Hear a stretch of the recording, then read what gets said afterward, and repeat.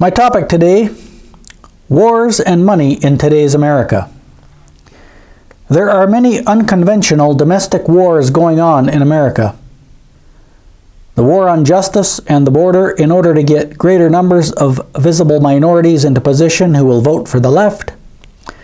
The war on students by professors who sift their courses through the divisive subjects of racism and feminism in order to further a socialist agenda.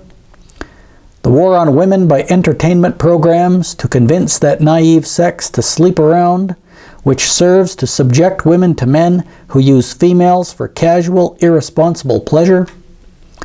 The war on babies by agencies and clinics that benefit from the sale of baby body parts. The war on men by judges who award feminists with their ex-husbands' hard-earned money.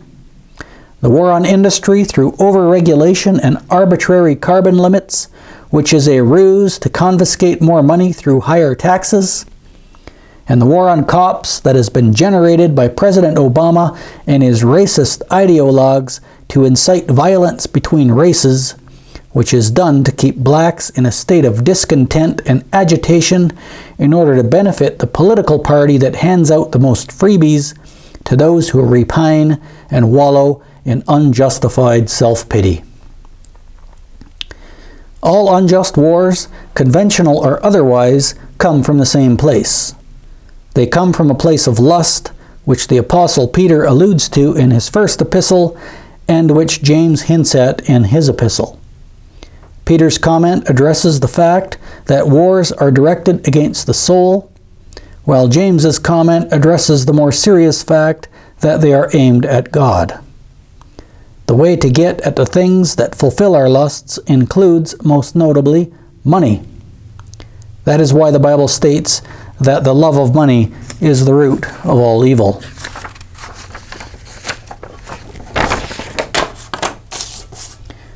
People love money because money is the way to fulfill their lusts. The surest way to remedy this evil is not to ban money, redistribute money, or make more money. The surest way to a remedy is to wound the root of all evil, which is the root of the love of money, which is lust. And this is done one person at a time through the preaching of the gospel, which informs the sinner that these wars that are waged in the pursuit of money are directed mainly at an offended God. Once the offense against God is acknowledged, and the forgiveness for the offense received through faith in the one who bore the punishment for the offense, the lusty impulses, through the influence of the Holy Ghost, are overruled to a degree that makes way for peace instead of war. When lusts are smothered into submission, the love of money is severely wounded and is no longer a reigning evil.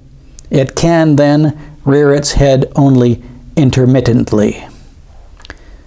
Lust is more than just the sexual kind, and it excites people to acquire money for a variety of reasons to dissimilar degrees.